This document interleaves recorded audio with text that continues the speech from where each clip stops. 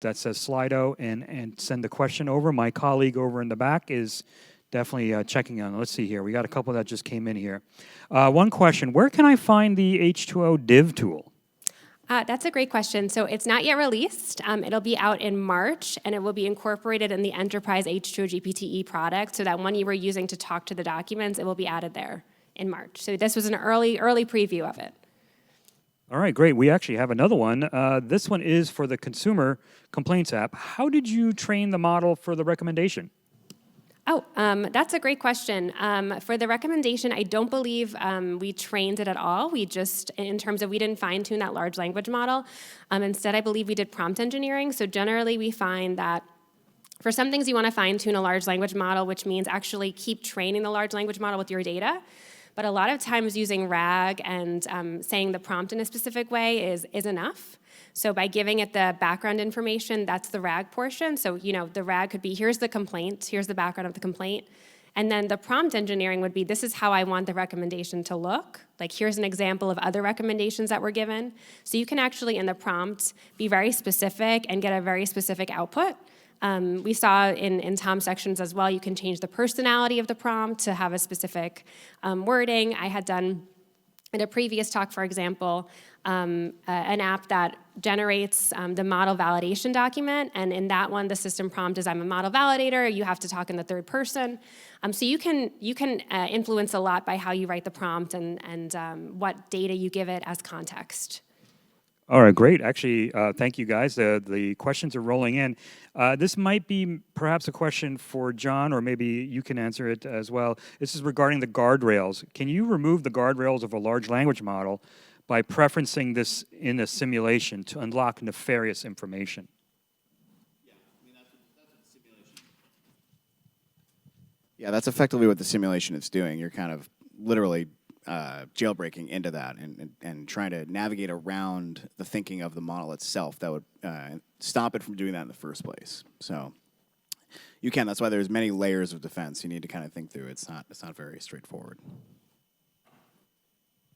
Okay, actually, we have another one that just disappeared. Okay, I think, one more about the Congressional Hearings app. How did you create the graphs in the Congressional Hearings app? Were they created using a package, or were they created with H2O Wave? That's a great question. I used Wave for that, just to go back. And where did I put it? I actually had done this application for earnings calls originally, but I tried it now on a congressional hearing. But I used Wave for this, so the whole application is in Wave, and it's, you can click on different things and get information. If anybody wants to try it, it's Wave at h2o.ai. It's open source. It's a Python library. I really love it. So if anyone wants to try it or has any questions, it's really, really fun because it's all Python. And you can make your visualizations and dashboards. If anyone here is using Jupyter Notebook a lot to do any analyses, it's like being able to give everyone your Jupyter Notebook. So it's like a nice app.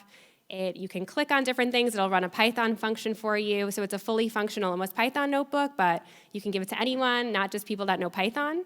I'm happy to talk more about it if anyone's in the audience is interested. It's open source, so you can try it right away.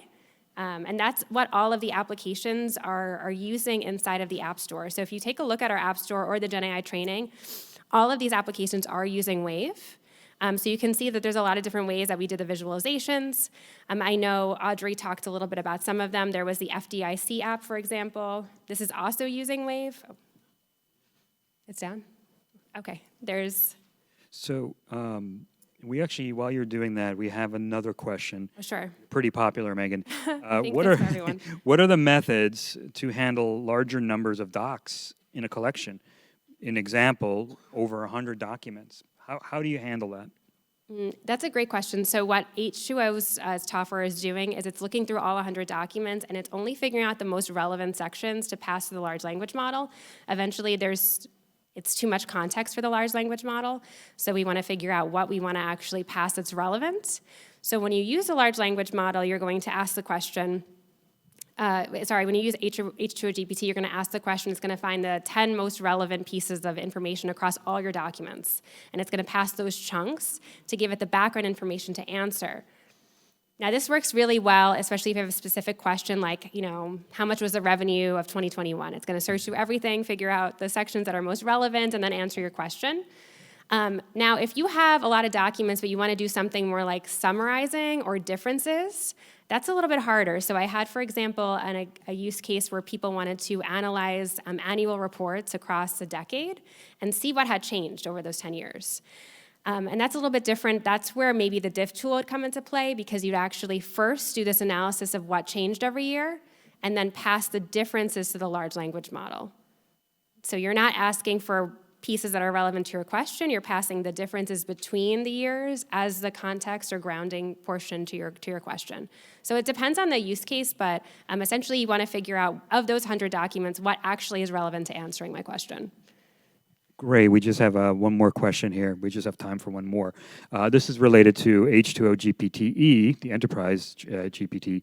Is there a length? It's similar to the last question. Is there a length limit for a single document or a total length limit for a whole collection? I don't think so. Arno? Is Arno here? That might be a question for Arno. So. I don't think he's here, though, so I just want to, I'm not sure. There's the no LLMs limit, right? have limits. Yeah. So check your LLM limits. They're not all the same. As an example for content length, some are really pushing it. You can put the all tokens from an entire novel in. Some are, not as lengthy. So you need to check that. It's based on the LLM for that specific topic. Yeah, thanks, Mark. So the large language model will have a certain limits. So there's two real pieces, as Tom mentioned. There's first the finding out what sections are relevant to answer the question, and then giving that information to the large language model. Now, the large language model can handle up to such a length. Some are much longer than others. But the first piece where it's finding the relevant sections of the documents, now that can do a lot. It can work with many, many documents. I don't know if we have a specific limit on it, large documents, and it's going to do a smart search to figure out what sections are relevant. So really thinking about putting it into two pieces is what's making it possible to work across all of these documents, your private documents, and figuring out what's relevant to the question. Yeah, and so when you in your deployment, we can put an amount of space that we need to hold the chunks or the documents, et cetera.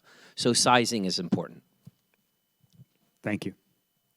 And here's just showing Tom's slide again. So it's chunking and embedding the documents. You submit the query, and this section 4, that's where it's finding the sections in the documents that are relevant to the question, and that's what makes it able to answer questions over a huge amount of documents, because you're not actually giving all of that information to the large language model, you're just giving the pieces that are relevant. So there's a search component first, then the large language model component. Okay. Great. Well, I think we're just about end of the training time. Let me check one more time at the Guess the Prompt leaderboard. Let's see who's winning. Oops. Oh, it's just showing me now. Maybe I have to refresh it. All right, well, I'm in the wrong one. That's why. Sorry.